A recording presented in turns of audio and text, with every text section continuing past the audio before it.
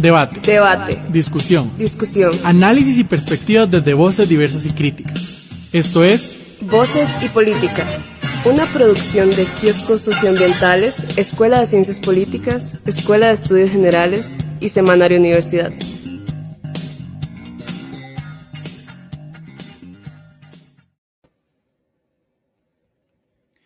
Al ser las 5 de la tarde, le damos la bienvenida a una nueva emisión de Voces y Política, desde la 96.7 FM Radio Universidad de Costa Rica. De parte de la Escuela de Ciencias Políticas, el programa Kioscos Socioambientales, la Escuela de Estudios Generales, el Semanario Universidad y el Observatorio de la Política Internacional Sergio Iván Moyamena, les saludan Javier Johanning y Fernando Celedón, que me acompañan en la conducción. El pasado martes 5 de noviembre resultó electo como presidente de los Estados Unidos Donald J. Trump, frente a su oponente demócrata, la actual vicepresidente Kamala Harris. Esta es la segunda vez en la historia que un presidente estadounidense ha sido reelecto de forma no consecutiva, luego de que Grover Cleveland, quien sirvió como presidente de 1884 y luego en 1892, lo lograra previamente. Si bien no es la primera vez, entonces, que esto sucede, lo cierto del caso es que el contexto de la reelección de Trump se ha visto marcado por una serie de eventos bastante particulares. A nivel externo, las acciones de Israel en Gaza y Cisjordania, así como en la región del Medio Oriente, marcadas por la desproporcionalidad, destrucción y muerte, evidenciaron un Estados Unidos incapaz de limitar a su aliado en la región y obligarle a cumplir con normas y convenios internacionales básicos. Asimismo, el desgaste de la guerra en Ucrania y las vulnerabilidades de la defensa ucraniana también han marcado un debate a lo interno de los Estados Unidos. A nivel interno, se observó una campaña electoral polarizada, tensa e inusual. No tanto por los intentos de asesinato contra Donald Trump, dado que estos no han sido inusuales en la historia política de los Estados Unidos, sino más bien por la renuncia de Joe Biden a presentarse en las boletas electorales como candidato, luego de amplia presión por parte del Partido Demócrata. Desde el inicio de la campaña electoral se elevaron muchas críticas hacia ambos candidatos debido a su longeva edad y su capacidad para ejercer el cargo de la presidencia. Luego de un bajo rendimiento en el debate presidencial entre Biden y Trump, Biden se vio forzado a renunciar a su candidatura. En su lugar, se eligió rápidamente a la actual vicepresidenta Kamala Harris como candidata demócrata. No obstante, entrar en la carrera presidencial a destiempo, junto con el descontento popular por el apoyo estadounidense a Israel y la reprensión en los campus universitarios que esto ocasionó, y más importante aún para el electorado estadounidense, la inflación que se percibe en los Estados Unidos, pareció restarle argumentos a la candidata demócrata, quien finalmente reconoció su derrota ante Trump, luego de obtener 226 votos del colegio electoral frente a los 312 que obtuvo Trump. Trump, en cambio, mantuvo su campaña fiel a su discurso categorizado por elementos misóginos, xenófobos, racistas y anti-inmigración, obteniendo apoyos de sectores del electorado un tanto contradictorios. El candidato republicano de esta forma vio aumentar su caudal electoral en términos populares, pasando de casi 63 millones de votos que obtuvo en las elecciones de 2016, incluso más que los alrededor de 74 millones de votos que obtuvo en el 2020, y ha logrado obtener para esta ocasión más de 76 millones de votos. Por eso, el día de hoy estaremos conversando sobre el retorno de Donald J. Trump al poder en los Estados Unidos, con el objetivo de comprender esta política electoral estadounidense, su victoria y las posibles implicaciones de una segunda administración de Trump en los Estados Unidos. Para ello, nos acompañan en esta ocasión Carlos Cascante Segura, abogado, historiador e internacionalista, docente e investigador de la Escuela de Relaciones Internacionales de la UNA y de la Escuela de Ciencias Políticas de la UCR e investigador del Observatorio de la Política Internacional. Asimismo, nos acompaña Andrés León Araya, politólogo y antropólogo, exdirector del Centro de Investigación y Estudios Políticos y docente de la Escuela de Ciencias Políticas de la UCR y actualmente docente de la Hamilton Lugar School de Estudios Globales e Internacionales de la Universidad de Indiana en los Estados Unidos, quien nos acompaña desde allá. Les recordamos que ustedes nos están escuchando por la 96.7 FM Radio Universidad de Costa Rica. Esperamos su participación en nuestras redes sociales o por medio de llamada telefónica al teléfono 2234-3233 y al perfil de Facebook programa Voces y Políticas e Instagram como Voces y Política. Un saludo, ¿cómo están Carlos y Andrés? Un saludo muy cordial a todos, un saludo cordial a Andrés y a Fernando, que lo veo también en sede. Buenas tardes y Gracias por la invitación y muchos saludos a todos. Un gusto, colegas. Tenemos ratillo de no vernos en presencial. Bueno, con Andrés, que está haciendo esta estancia ya prácticamente casi un año, y con Carlos. Ha convocado mi querido Javier Johanning a un par de colegas de lujo para hablar sobre esta temática del retorno de Trump a la Casa Blanca. Fernando. Tal vez vamos iniciando con algunos contextos, partes del contexto histórico y elementos básicos que enmarcan y sitúan precisamente toda esta contienda electoral. Y tal vez empecemos con Andrés, que tal vez nos pueda precisamente situar este contexto histórico y los hitos fundamentales para comprender políticamente a Estados Unidos hoy. Uh-huh. Sí, tal vez yo voy a presentar como una discusión general y cualquier cosa ahí podemos ir como hablando y apuntando algunas cosas. Y yo creo que lo primero es que esta elección hay que tenerla dentro de un contexto histórico más amplio.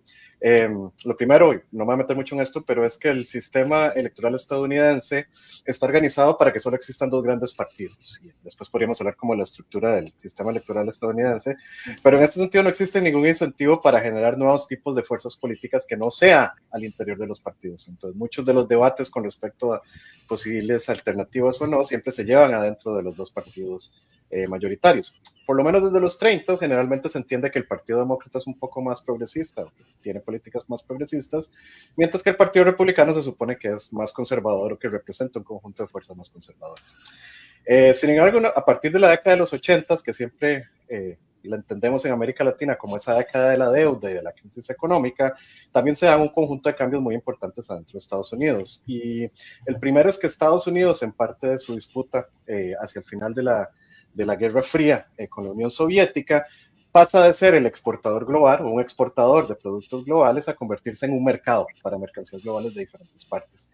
Y en ese sentido, así es un poco como empieza a ganar ciertos apoyos geopolíticos a partir del desarrollo de ciertos de sus aliados. Entonces pensemos en el crecimiento alemán, pensemos en Corea o en Japón, o más reciente China, que es algo que podríamos discutir más adelante de cómo esa misma cosa es algo que vuelve a aparecer en estas elecciones. Al interior de los Estados Unidos, este proceso de convertirse en mercado global, en el mercado en el que se venden, al que llegan mercancías de muchas partes del mundo, lleva a un proceso de reestructuración económica y fundamentalmente hay una desindustrialización muy significativa, particularmente en el centro, donde yo vivo en este momento, y al sur del país, donde industrias enteras migran a otras partes del mundo para poder vender de vuelta a Estados Unidos y abandonan así un montón de comunidades. Y al mismo tiempo que se da este abandono en estas zonas industriales más tradicionales, las élites financieras ubicadas generalmente en las dos costas, en la este y en la oeste, empiezan a enriquecerse masivamente. Entonces lo que uno empieza a mirar a partir de los 90 es una fuerte concentración de la riqueza en muy pocas manos, así como la destrucción de esa clase media vinculada a las industrias que emigraron a otros países, y una pequeña mejora de las condiciones de los grupos más empobrecidos, sobre todo negros y latinos, pensando que esa clase media más industrial sobre todo era blanca, de raza blanca en estas partes del país. Al mismo tiempo, hay una constante que es una política exterior intervencionista. En 1989 cae el muro de Berlín, para agosto del 91 la Unión Soviética se disuelve y en febrero de ese mismo año Estados Unidos está invadiendo Irak por primera vez. Para el 2001 tenemos Afganistán, 2003 tenemos Irak de nuevo, 2011 Libia, etcétera, etcétera, etcétera.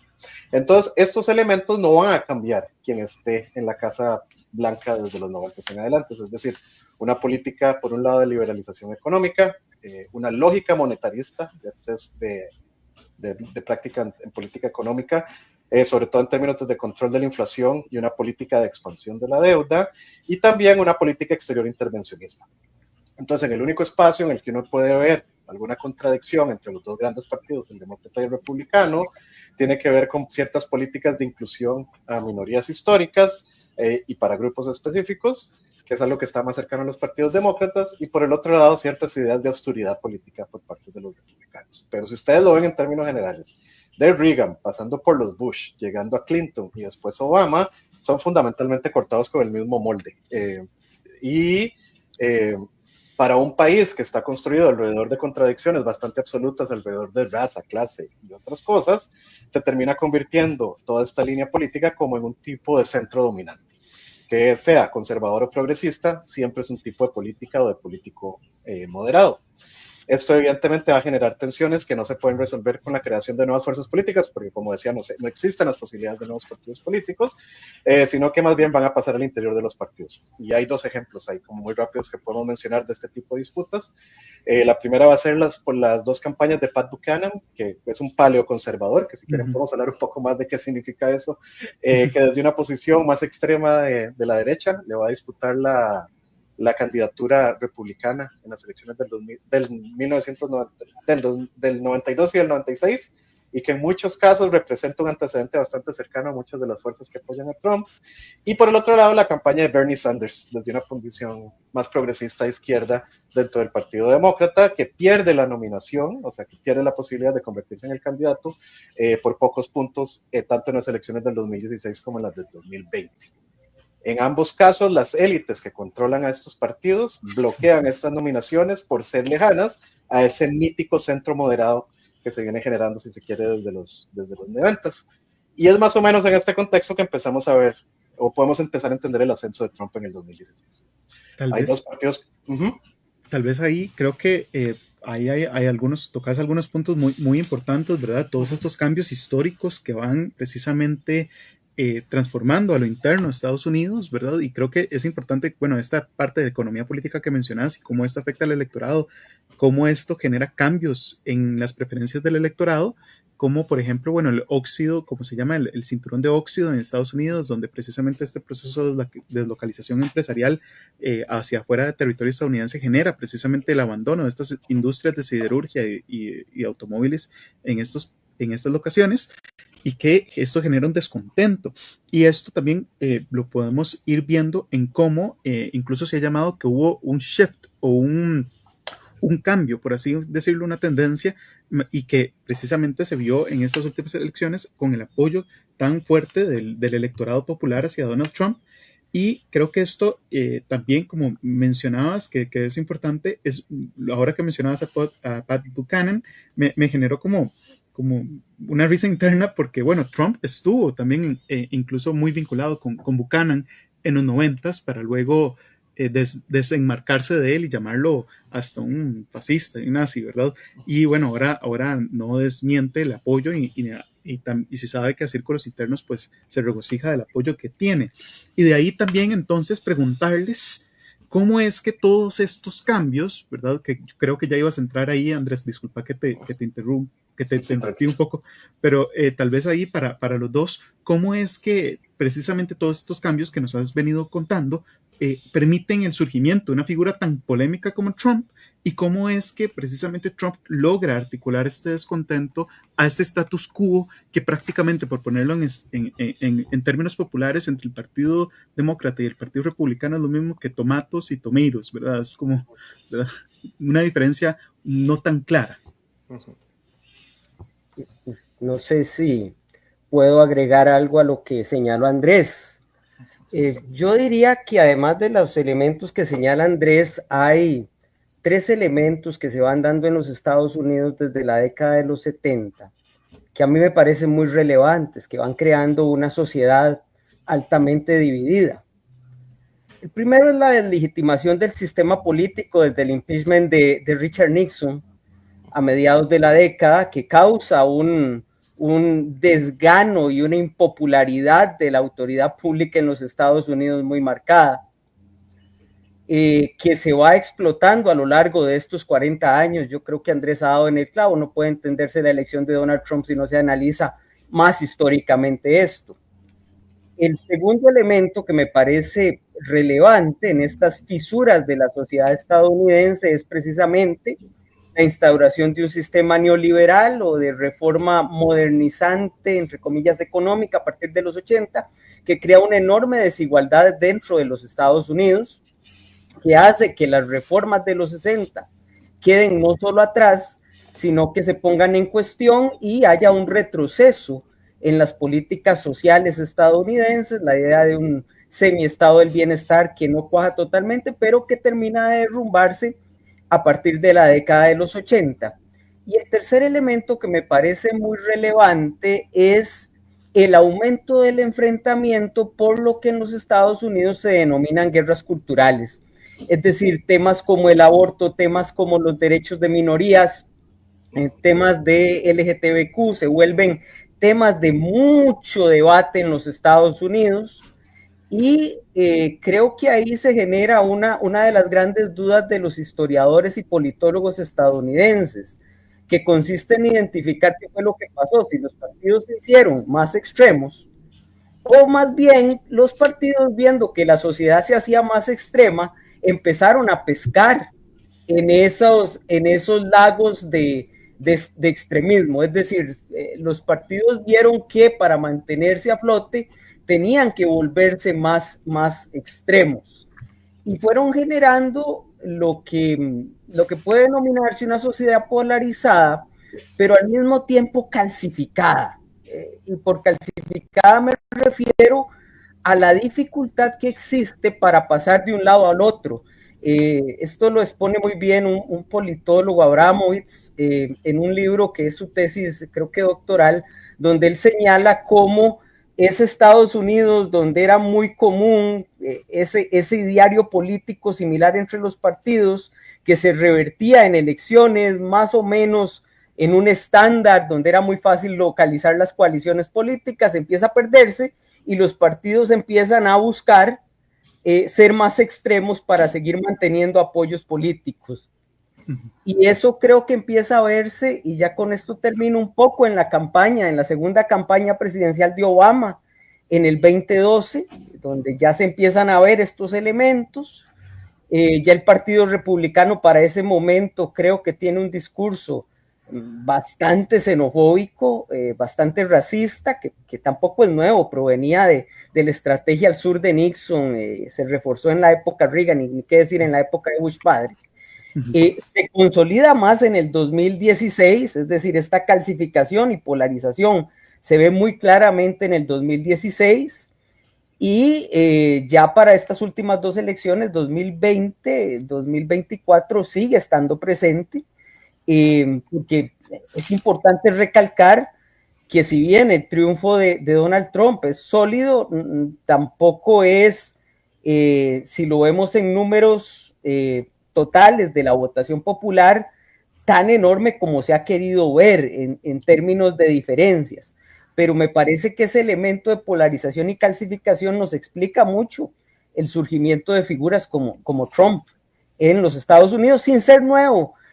Andrés mencionaba a Buchanan, pero si nos vamos atrás, Gary Goldwater, si nos vamos un poquito ya a los 90, Newt Gingrich, son figuras igualmente polarizantes dentro de esta lógica de discurso polarizante en los Estados Unidos.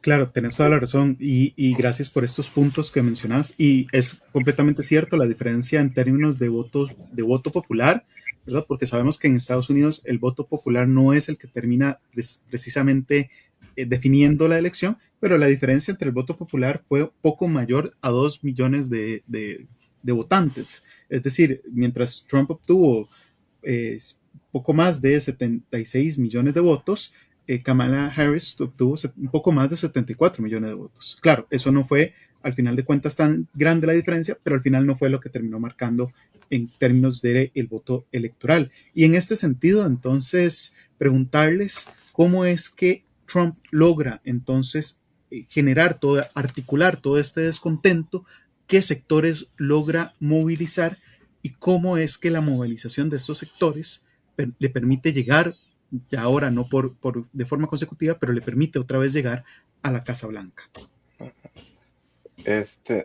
Sí, yo tal vez le agregaría algo a lo que está diciendo Carlos con esto último. Yo creo que hay algo muy particular de estas elecciones a partir del 2016 que tiene que ver con la crisis fundamental de los dos partidos, en el entendido de que verdaderamente la idea de una figura que pueda arrastrar después de Obama voto popular alrededor de esta idea de una política moderada, digamos, esta imaginación de una política moderada, que al final del día, como dice Carlos, no es moderada, pero digamos, como ese intento de presentarla en esos términos ya no existe. Y Trump tiene la posibilidad de capitalizar en una sociedad que está cada vez más polarizada y donde los partidos no tienen la capacidad de articular estas cosas. Pero en ese sentido, como viendo estas elecciones y como ustedes dos lo mencionan, pues sí, si uno lo ve en bruto, Trump ganó por mucho, Pero, como decían, o sea, si uno lo ve entre las elecciones del 2020 y las de ahora, verdaderamente Trump lo que gana son 2 millones de votos más de los que tuvo, pero los demócratas se cayeron completa y absolutamente, perdiendo alrededor de 8 millones de votos de las elecciones anteriores. En este sentido, más que Trump ganara las elecciones, hay que tener claro que los demócratas las perdieron espectacularmente. Y vinculado a esto, este movimiento de los votos no necesariamente refleja una derechización de toda la sociedad estadounidense. Por ejemplo, muchas encuestas muestran constantemente que la población está a favor de políticas que podríamos llamar como progresistas de esa vieja línea del Partido Demócrata, incluyendo ideas de salario mínimo, impuestos progresivos, reformas al sistema de salud, aborto, etc. Inclusive en varios estados, en estas elecciones también habían plebiscitos para decidir sobre algunas de estas políticas como acceso al aborto, salario mínimo digno, y en la mayoría de los casos ganaron, o sea, perdieron los demócratas, pero ganaron estas políticas. Y en este sentido no podría haber un tercer punto, que es que no todo el mundo que votó por Trump es de MAGA, es decir, no todo el mundo que votó por Trump es esta derecha radical, porque en términos generales el electorado estadounidense parece estar bastante polarizado entre quienes quieren a Trump con todo su corazón y aquellos que lo odian con toda su alma, ¿verdad? Entonces, en algunas de las encuestas que han salido antes de la elección, alrededor de un 51% de la población tiene una opinión desfavorable de Trump contra un 44% que tiene una posición favorable.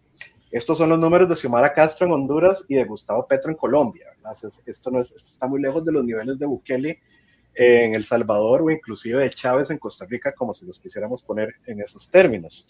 Pero lo que parece es que en buena medida lo que terminó esta elección son esos votos indecisos, ¿verdad? Que en inglés se les dice swing voters, que yo creo que explica mejor como esa masa de votantes que se mueven alrededor de temas y que dramáticamente se volcaron en contra del Partido Demócrata, castigando sobre todo su política económica, pero también el supuesto desorden migratorio. Y nada más quisiera dejar un punto más, y ahí ya como para que Carlos también pueda decir algunas otras cosas.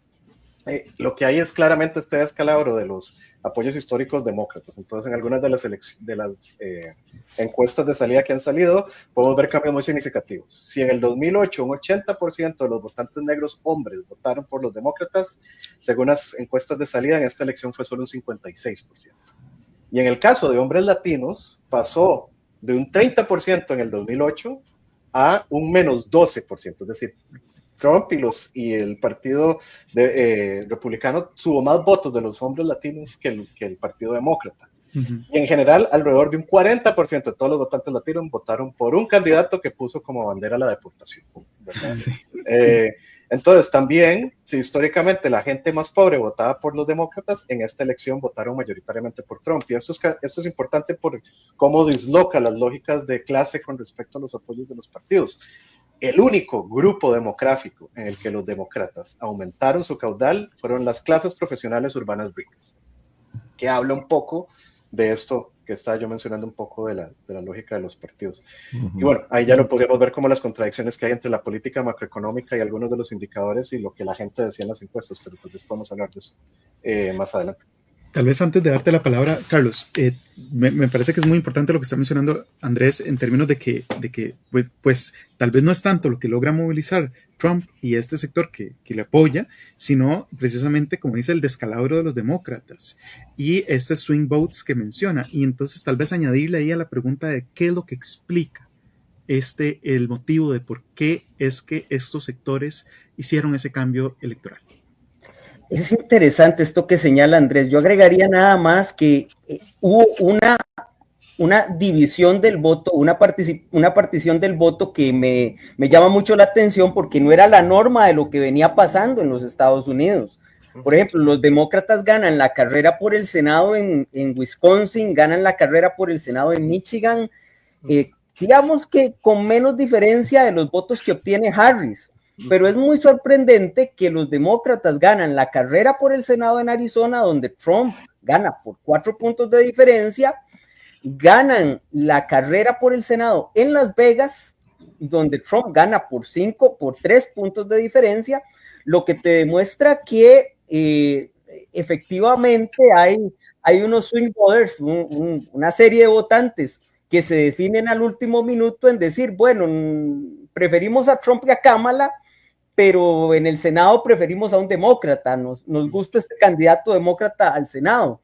Si lo vemos en términos de la Casa de Representantes, es que eso va a ser impresionante. Vamos a tener una Casa de Representantes que puede quedar 120 a 115, perdón, 220 a 215. Es decir, no es una barrida, no está quedando por 30 sillas de diferencia, que ahí sí, digamos, uno dice, sí, los barrieron a los demócratas. Me parece a mí que los demócratas incurrieron. Bueno, hay un elemento que Andrés lo señala que es fundamental. Contra una inflación acumulada de un 20% en 3 años y medio, con un crecimiento de los salarios de un 19-20%, que apenas iguala la inflación, comparado con la administración Trump, que tuvo alrededor de una inflación acumulada de un 9% y un crecimiento de los salarios de un 15%, digamos que la gestión económica de la administración Biden, que puede ser muy importante en términos macro, no llegó a lo micro. Y eso es un hándicap muy difícil de ganar para cualquier candidato. El segundo elemento que yo creo que es fundamental en esta campaña es que los demócratas hicieron una apuesta complicada. Los demócratas hacen una apuesta interesante en torno a atraer a las mujeres, especialmente de suburbios, sin educación universitaria, clase trabajadora, que es el concepto que utilizan en los Estados Unidos, mediante el aborto. Y pasa lo que dice Andrés, es decir, en estados conservadores como Nebraska, si no me equivoco, Nebraska, Kansas, ¿no? En el medio oeste de los Estados Unidos, el voto por aborto es mayoritariamente a favor del aborto, pero pierden la elección presidencial. Es decir, los argumentos de los demócratas se quedaron cortos frente a ese gran tema económico. Y un elemento cultural que a mí me parece muy relevante es el voto latino e incluso el voto de hombres negros. Yo creo que a los demócratas desde el 2008 empezaron con un discurso en el primer triunfo de Obama, que fue apoteósico, grandioso, enorme, barrida, eso sí fue una barrida. Los demócratas se quedaron con la idea de que entre más minorías existieran en los Estados Unidos, eso garantizaría el triunfo de los demócratas. Y se les cayó el argumento, porque nunca entendieron que las personas cuando migran y se establecen, cambian sus prioridades, cambian sus formas de pensar, cambian sus visiones de mundo. Y no se dieron cuenta que los latinos cada vez más engrosaban a la clase trabajadora. Y podían tener ya no intereses vinculados con elementos de migración tan fuertes como lo tuvieron en el pasado, o de igualdad de clase, cosas de este tipo, sino que se enfocaron en problemas más típicos de clase trabajadora. Problema de inflación, el problema migratorio que se viene securizando en los Estados Unidos, volviéndose un tema de seguridad en los Estados Unidos desde la época Clinton muy fuerte. Y yo creo que por un lado, los demócratas no pudieron ver ese cambio en sus estructuras tradicionales o en sus estructuras recientes de triunfo, y por otro lado, un elemento que a mí me pareció muy interesante y que refleja cómo los demócratas se han alejado de sus líneas de los 60, 70, que es el voto de la gente que está dentro de sindicatos, que ahí los demócratas pierden capacidad para jalar a la gente que se mueve en sindicatos. Y eso no solo les reditúa en pérdidas muy fuertes en los estados del óxido, ya ni qué decir estados más conservadores como Ohio e Indiana, donde ahí los barren, sino que los sindicatos como ente movilizador del voto también pierden esa estructura que es muy importante para ellos. Entonces yo creo que es muy interesante esto, cómo los republicanos pudieron leer mejor esta rebeldía social contra las estructuras de eso que llama Andrés lo moderado, que en realidad es neoliberal, pero para los estándares estadounidenses es moderado, y los demócratas se quedaron en su discurso del 2008 con el triunfo de Obama. Sí, sin una figura como Obama que pudiera movilizar los votos en esos términos, digamos. Correcto, Andrés, es que recordás, perdón, que lo que se decía, Obama es de centro, pero él juega que es de izquierda a partir de un discurso racial. Políticamente sí. es derecha. Ajá. Sí, identity politics que llaman. Ajá. Sí, yo tal vez lo único que le agregaría a lo de Carlos es que también hay un tema aquí muy claro, y es que el Partido Demócrata, bueno, primero que todo, ha cambiado la base política de quienes manejan el partido, y eso es lo que ha llevado a este proceso de elitización. Entonces no tienen la capacidad de leer estos cambios porque no tienen nadie que venga de esos sectores, y los que tenían los barrieron, por ejemplo, con todo el apoyo alrededor del tema de lo que está del tema de Gaza, y mucho como AIPAC saca algunos candidatos y todo el montón de plata que mueve, y todo esto está moviendo toda la base social y todo el espectro político estadounidense hacia la derecha.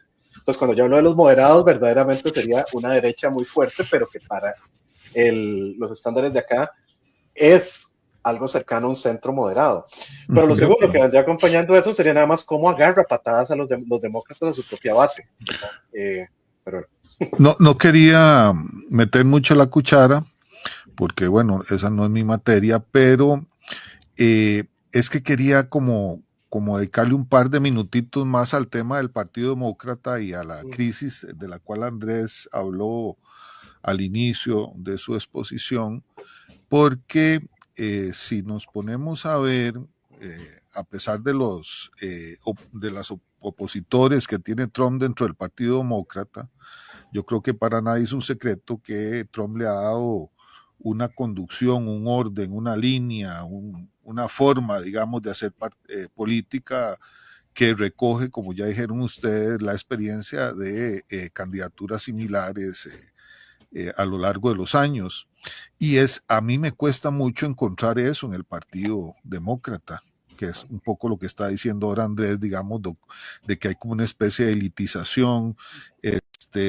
Cuesta, por lo menos, bueno, desde acá, no sé, en la política interna, ¿verdad? ¿Cuáles son los gobernadores fuertes demócratas? ¿Cuáles son los representantes? ¿Qué representan? ¿Qué facciones hay? Eso me parece que está muy desdibujado en la organización interna de este partido. Sanders, creo que al día siguiente, a los 2 días del 5 de noviembre, pues hizo ahí un decálogo, ¿verdad? Porque él creía que era lo que había abandonado el Partido Demócrata. Y eso, a pesar, digamos, eso por supuesto es un detalle que nunca se va a reflejar en esta diferencia, digamos, estrecha en el voto popular, que puede esconder, digamos, esta crisis o esta necesidad de que en el caso del Partido Demócrata surjan nuevos liderazgos o una revisión, un revisionismo, por decirlo de alguna manera. Acordémonos que Trump perdió la elección en el 20 y al día siguiente ya estaba en campaña, ¿verdad? Hablando del fraude. Después pasó lo que pasó en enero del 20, en el inicio del gobierno de Biden, y a los 15 días Trump estaba haciendo plazas públicas, o sea, nunca dejó de hacer campaña política y tenía 4 años prácticamente de estar recogiendo fondos, organizando plazas y qué sé yo. Mientras que el ejercicio del Partido Demócrata a mí me parece en ese sentido como que ha perdido músculo. No sé qué piensan ustedes. Y tal vez para añadir un poquito a lo que dice Fernando en cuanto a la consulta, también vemos, como ustedes mencionaban, que precisamente no se transfieren los votos, o los votos no son tan asegurados por sector como antes se creía. Y lo digo por la figura de Biden, es que también hay que entender que Biden es forzado prácticamente a renunciar a su candidatura en media campaña electoral, y muchos sectores, o por lo menos muchos líderes demócratas, decían que el voto de los sindicatos, que era muy pro-Biden, no tanto pro-demócrata, sino pro-Biden, se iba a transferir a Kamala Harris, y no terminó sucediendo, ¿verdad? Entonces también como tomar todo eso en cuenta, y lo que mencionaban también de AIPAC, y cómo para por ejemplo, las elecciones de la Cámara de Representantes mete $800 millones para sacar a candidatos que no son que no son precisamente AIPAC y que son críticos, ¿verdad?, de lo que está sucediendo en Palestina. Yo quizá plantearía en términos del Partido Republicano que tampoco es ese monolito que uno puede pensar desde afuera, es que la victoria cura muchas cosas. Yo diría que Trump, más que unificar al Partido Republicano, lo que hizo es consolidar una base electoral muy fuerte, el movimiento MAGA, y eso le permite tener control sobre las figuras del Partido Republicano, digamos que tiraban más hacia ese centro común en los Estados Unidos, los permite expulsarlos del partido o relegarlos, entre comillas, del partido. Hay algunos nombramientos en el seno del gabinete de Trump que a mí me hacen pensar que a veces no están tan relegados, pero relegarlos, y los que quedan, me pongo el caso de Mitch McConnell, que habló pestes de Donald Trump, pero que pensó más en el triunfo electoral que otra cosa y se fue plegando.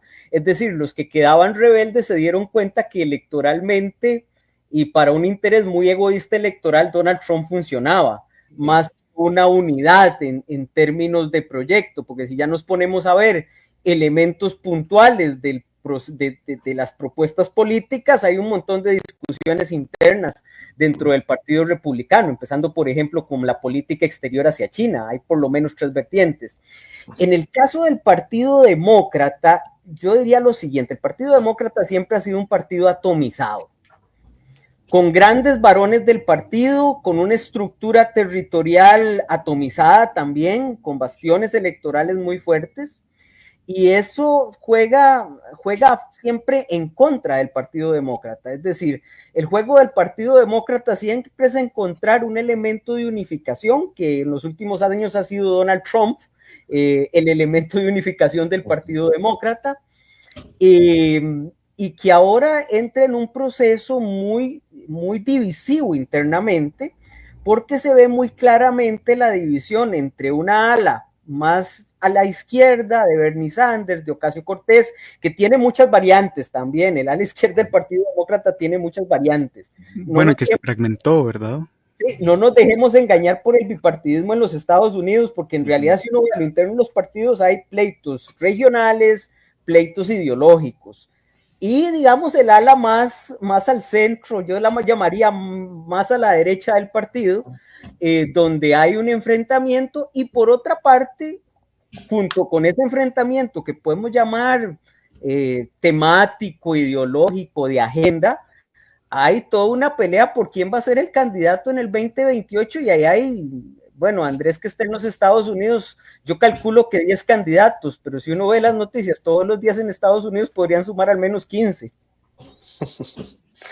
Sí, pero yo ahí tal vez lo que agregaría es como que, a ver, y es como, tal vez como el argumento grande que yo haría al respecto de esto. Yo creo que verdaderamente lo que estamos viendo y lo que se viene viendo, por lo menos desde Obama, es una crisis muy significativa en esa relación entre base y partidos. A los republicanos los salvó Trump, que ni siquiera es del partido como tal, sino que logra arrastrar y ganar elecciones, y por tanto, como gana elecciones, crea un cierto momentum. Algo que los demócratas no tienen. O sea, como dice Carlos, verdaderamente Trump es también el que termina arrastrando mucho el voto demócrata, en el entendido de esta idea de defender a la democracia, que alcanzó en el 2020, pero no fue suficiente para estas elecciones. Pero yo creo que ahí también es muy importante como tener claro que el Partido Demócrata, dentro de esa crisis, ha decidido hacer política en contra, inclusive de su base, en términos de muchos votos. Y hay como temas interesantes, como decía Carlos, el tema del voto de los sindicatos, pero acordémonos que sí, había, digamos que el endorsement o el apoyo oficial de muchos de los sindicatos más grandes era hacia Biden. Pero esta fue una de las primeras elecciones en las que los republicanos por lo menos le hicieron un guiño a los problemas que estaban teniendo los partidos sindicales, a los problemas que estaban teniendo muchas de las personas que trabajaban y que están sindicalizadas a través de J.D. Vance, ¿verdad? Y el intento de hacer política en este tipo de espacios. Entonces sí, hay una cosa bastante complicada que va a salir, pero es eso, o sea, de los demócratas es difícil imaginarse alguien que tenga esa capacidad de movilizar apoyo en estos términos, pero al mismo tiempo la capacidad de romper esos bloqueos internos que tiene el partido en su capacidad de proponer alguna diferencia. Y yo ahí volvería mucho a ese momento, o sea, como viendo retrospectivamente, si uno pensara en en la campaña de Bernie Sanders, particularmente la del 2016, pero también la del 2020, hay mucho de lo que tenía esa plataforma que sería como ese regreso, si se quiere, a una cierta política progresista medianamente de izquierda del Partido Demócrata, que resultan ser todos estos temas que salen muy bien apoyados en las encuestas, pero también uno ve cómo Kamala Harris de inmediatamente como entra ese apoyo, desde que hace campaña, es apoyo absolutamente a Israel, lo que lleva a todo este grupo de los no alineados, que era un número muy importante dentro del Partido Demócrata, al final decidir que no la apoyan, ¿verdad? Y en Michigan eran 80,000 y Kamala perdió por 70 y algo mil votos, ¿verdad? Entonces no era poca cosa la discusión alrededor de ciertos temas como lo que está pasando en el Medio Oriente y la creación de una campaña basada en la idea esta de joy o de felicidad, cuando la mayor parte de este país está en una crisis inmersa económica y de reproducción social, ¿verdad? O sea, como que hay una contradicción y una desconexión completa y absoluta que se ve en eso, en el intento de apoyo por figuras como Liz Cheney, digamos, como si ese fuera lo que te va a ayudar a capturar lo necesario para mover la aguja, y de no da, ¿verdad?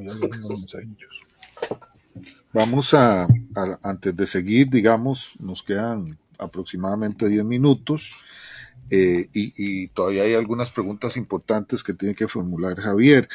Juan Rafael Trejos, a quien saludamos, dice, vamos a leer la pregunta, algunas de estas cosas me parece que ya se han hablado. ¿Está en crisis la representatividad democrática en la política electoral estadounidense? Estoy pensando en la diferencia entre el voto popular y el voto electoral, también en el lobby político. Pilar Rivas, a quien también saludamos, me interesa se refieran a los sectores que representa Sanders dentro de la política estadounidense. Un saludo a ambos. Muchas gracias por las consultas. Adelante, entonces. Yo diría, le agregaría algo a lo que dice Andrés, que a mí me parece muy relevante a esto de la estrategia del joy. Yo me sentía viendo la campaña de Barack Obama en el 2008, pero sin Barack Obama. Uh-huh.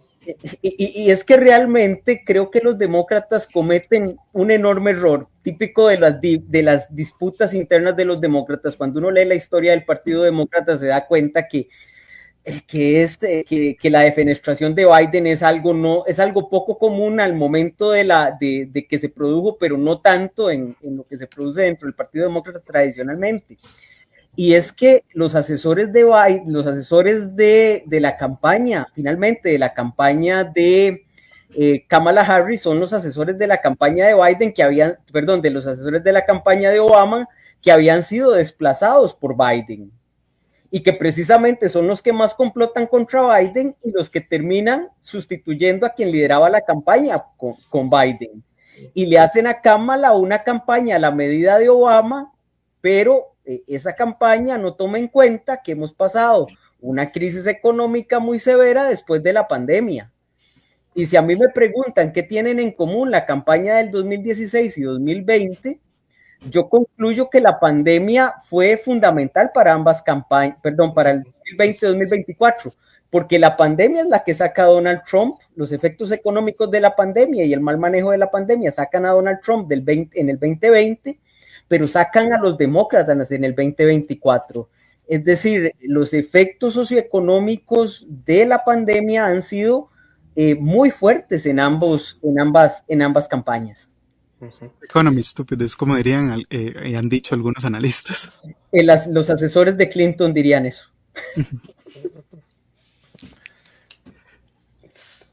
No sé si sí, ese par de preguntas tal vez. A ver, yo diría, ya, sacando un poco mi cinismo más interno, yo diría que la idea de voto representativo no tiene ningún lugar adentro del sistema electoral estadounidense. O sea, el sistema completo está configurado para que no exista, desde la forma en la cual se determinan los lugares donde la gente vota, la gran cantidad de población en Estados Unidos que no tiene la capacidad de votar por diferentes razones en diferentes estados y todas las reorganizaciones territoriales y electorales que hacen constantemente para que ciertos votos no cuenten o cuenten menos que otros, son cosas que vienen de que es un legado desde la formación de la República en términos de las diferencias raciales, de las diferenciaciones raciales, racistas y que intentan imponer una cierta forma de ordenar la política. Por eso es que solo hay dos partidos y no pueden haber más de dos partidos, porque todo el sistema está configurado para que las disputas se tengan que canalizar alrededor de estas estructuras que son fundamentalmente oligárquicas en términos de cómo organizan estas cosas. Y yo creo que tanto Pat Buchanan como Bernie Sanders son como buenos ejemplos de los límites que ese tipo de cosas tienen. Es decir, si no hay una crisis como la que viene después de Obama, Partido Republicano, Trump no llega. Entonces, la crisis la que explica que se abre un vacío para que este tipo de posiciones puedan entrar, digamos, eso sería una parte de la lectura. Entonces yo diría que el voto representativo no lo es mucho, y en ese sentido Sanders lo que representa es como una mirada hacia atrás y una mirada hacia adelante. Hacia atrás es como esta idea de recuperar ese estado un poco más de desarrollo, o esa participación más directa del Estado en términos de la generación de una política de bienestar para ciertos sectores de la población, que está más cercana a los sindicatos, que está más cercana a las clases trabajadoras, si se quieren esos términos, y por el otro lado, que intenta articular muchas discusiones que parecen, particularmente a partir del gobierno Obama y en ese periodo, que tienen que ver con nuevos movimientos, con eso que podríamos llamar como nuevos movimientos sociales o nuevos temas que se empiezan a presentar. Entonces, por ejemplo, un tema del que no hemos hablado del todo y que no se habló de todo en las elecciones, pero que tiene que ver con el cambio climático, es uno de los elementos o ejes centrales que tenía Bernie Sanders alrededor de esta idea del Green New Deal, ¿verdad? De este nuevo acuerdo verde que tenía que hablar acerca de la transición hacia una política, digamos, de renovación energética. Entonces, como esos sectores que tienen que ver más con una posición desde las clases trabajadoras y que intenta articular algunos de estos otros temas, lo cual era visto como muy radical, y supuestamente el electorado estadounidense no está para hacer ese tipo de voto, que yo creo que sigue siendo la excusa que se utiliza para intentar bloquear los extremos, pero ya vimos que la extrema derecha sin frenos no tiene ningún problema para acumular ese tipo de votos en esos términos. Entonces yo creo que eso abre también un nuevo campo para discutir y pensar muchas de estas cosas. Claro, y ya para entrar como en un bloque que estoy seguro que muchas personas estarán preguntando, y es precisamente un poco de las implicaciones que nos sigue sobre qué nos espera para una segunda administración Trump. Esta vez lo voy a hacer un poco diferente, y lo que voy a plantear es como las grandes incógnitas y dejar que ustedes precisamente nos den las luces al respecto por el tiempo. Pero bueno, Trump hizo como 3 grandes promesas alrededor de... en su campaña, alrededor de lo que podría ser precisamente su administración, mucho como decían en términos de deportación, de inmigración, y también, bueno, recordando un poco cómo fue su pasada administración, que fue pues neomercantilista, con sanciones, con aranceles, las tensiones con China, la política de máxima presión con Irán, todo el tema racista y antimigratorio, y lo que algunos han llamado neoislacionista. Bueno, ¿qué nos espera para una segunda administración Trump? ¿Será muy diferente la de 2016? ¿Y qué componentes o qué cambios se están generando dentro de las designaciones en un contexto en donde Trump, bueno, va a tener, obviamente el ejecutivo, pero también va a tener prácticamente el legislativo con una mayoría, no tan fuerte, pero una mayoría en el Senado y en la Cámara de Representantes, por lo menos por 2 años, y tiene una Corte Suprema de Justicia conservadora y que pueda ampliar la mayoría conservadora dentro de esta Corte de Justicia. Entonces, ¿qué nos espera, verdad? Y a todo esto, bueno, ¿qué puede pasar también en Ucrania, en Palestina? Van a haber nuevas tensiones con China, ¿verdad? Más bien va a invisibilizar otros conflictos, y el gran eje va a ser China. Y a todo esto, bueno, ¿cuál va a ser el rol de América Latina? Y cómo podría afectar a Costa Rica. Ya estas son como las grandes incógnitas. Sé que es mucho, pero ahí para que lo podamos ir discutiendo poco a poco.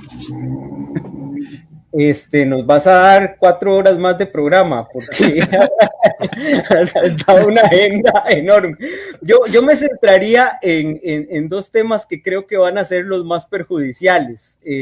Creo que en materia ambiental esto va a ser un desastre política y socialmente hablando. Creo que las designaciones, en las designaciones de Trump hemos tenido designaciones extrañas, designaciones más o menos normales y designaciones muy peligrosas. Para mí la de ambiente ha sido de las más peligrosas. Un negacionista del ambiente, la idea de explotación petrolera y la idea de que no estamos ante un cambio energético. Bueno, me parece que esa va a ser muy dura. Y la otra, me quedo con migración. Yo creo que los efectos migratorios van a ser muy duros, y vieran que no temo tanto las deportaciones masivas, como el ejercicio de poder para evitar la llegada de migrantes a los Estados Unidos, y eso creo que va a afectar definitivamente a los países centroamericanos.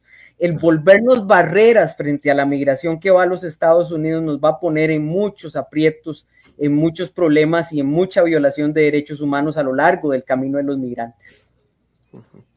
Sí, tal vez yo lo que agregaría es que al final del día en muchas de estas políticas de lo que está planteando Trump no hay que verlo tanto como los efectos directos que pueda tener, porque muchas de estas políticas, la función, por ejemplo, el tema de la deportación, inclusive si deportaran a las 11 millones, que es prácticamente imposible, los 11 millones que quiere deportar, porque hay otros 11 millones que entrarían por las dificultades que además hay en términos de poder detener la migración a un país con fronteras tan grandes, a donde el trabajo migrante es tan importante para la reproducción de mucha de la economía.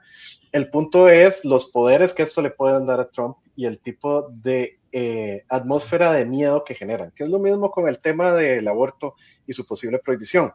Sí, es muy grave los intentos de prohibir el aborto en diferentes partes para mujeres y eso va a costar un montón de vidas. Pero más importante que la prohibición específica en ciertos estados y el intento no de hacerlo a nivel nacional es el hecho de que eso genera un contexto dentro del que todo el mundo le da miedo, pero además los sectores que están en contra se envalentonan a tomar la ley en sus propias manos. ¿Qué es lo que ha pasado y lo que pasó durante la elección, durante el periodo anterior de Trump? Traduzcan eso a migración, es decir, es generar un contexto dentro del cual se militariza la frontera, se le dan poderes especiales al Ejecutivo por la propuesta que tiene Trump de una idea de declarar emergencia nacional y los superpoderes que eso le daría para hacer diferentes cosas y el efecto que eso tiene tanto en los migrantes ilegales, digamos, o sin papeles, o no regularizados y también los migrantes regularizados. O sea, lo que esto genera es más un contexto de violencia y de habilitación de todos esos sectores que se mueven alrededor de estos temas. Y un tercer punto que yo nada más agregaría a las cosas que está diciendo Carlos es que Trump, una de las grandes promesas que ha hecho es un revanchismo con respecto a lo que pasó en el 2020, desde acusaciones que le quieren hacer a diferentes miembros del Partido Demócrata y del Departamento de Justicia con respecto a lo que pasó con las acusaciones de fraude no fraude, de su intento del famoso golpe de Estado no del 6 de febrero, etcétera, etcétera, etcétera. Hay un conjunto, un intento de revanchismo que se traduce en el intento de reconfigurar significativamente cómo se ve el gobierno federal. Y ahí es donde yo veo que van a haber un montón de detenciones y disputas que van a determinar mucho, inclusive como el resto de las otras cosas de las que venimos hablando y el circo que ha sido los nombres que se están recomendando también o que está proponiendo para las diferentes partes de su gabinete. Creo que mucho de eso se va a movilizar o no dependiendo de la capacidad que tenga para reconstituir muchos de los elementos del gobierno federal, digamos. Solo para sumar en este par de minutos un cable de AFP que entró hoy miércoles, donde dice que Elon Musk afirmó que va a impulsar recortes masivos de funcionarios, supresión de subvenciones y desregulación. Y pone como ejemplo los fondos para la radiodifusión pública y los grupos de planificación familiar, digamos, medidas que lo que se espera es que recorten más de 500,000 millones de dólares. Bueno, a nivel interno también están sucediendo cosas, ¿no? También hay un elemento clave que en relación con lo que dice Andrés, es que el combate contra el servicio civil en los Estados Unidos va a ser brutal, es decir, va a haber un intento de conversión de plazas que son típicamente plazas no políticas a plazas políticas y la reducción del personal. Hay un miedo enorme en los Estados Unidos. A mí me parece que ese elemento es muy fuerte, se fortalece una forma de hacer política, que es una política del miedo, una política del buleo, una política del insulto más fuerte, y eso trae ondas expansivas por toda la región y por todo el mundo al final del día. No sé si quieren agregar así en un par de minutos un cierre hacia adelante, no sé si de carácter internacional a lo que pueda estar pasando en Medio Oriente o Ucrania. En un minuto. Yo se la dejo a Carlos. que creo que tal vez se la sabe mejor. Se la sabe mejor. Bueno, gracias Andrés. Yo diría dos cosas. Creo que hay elementos en la política exterior que van a ser impredictibles y otros previsibles. Creo que Medio Oriente es el más previsible de todos, desde que usted tiene nombrado como embajador en Israel a Mike Huckabee diciendo que la anexión de la banda de Cisjordania, que la anexión de la banda oriental de Cisjordania a Israel es algo que está en discusión contra todo el derecho internacional. Vamos a tener una política ahí bastante pro-Israel. Si lo de Biden fue pro-Israel, lo de Trump es Israel, no pro, es Israel jugando con la política de Estados Unidos. En Ucrania, creo que la gran duda es cuánto algunas estructuras políticas pueden detener la idea de Donald Trump de una negociación rápida, porque cualquier cosa que implique la salida de la ayuda militar de los Estados Unidos a Ucrania dinamita la OTAN. Y digamos que hay elementos estructurales en los Estados Unidos que ligan a los Estados Unidos a la OTAN y que en una visión de enfrentamiento a China sería romper una de las alianzas centrales si lo que se quiere es enfrentar a China. Entonces, ahí es menos predictible. Creo que Ucrania es menos predictible de lo que pasa en Medio Oriente.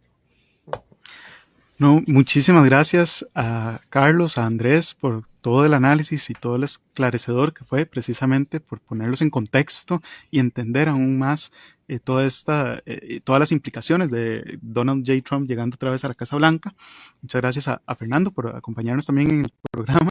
Y ya entonces se nos acaba el tiempo. En serio, agradecerles a todas las personas que nos escuchan.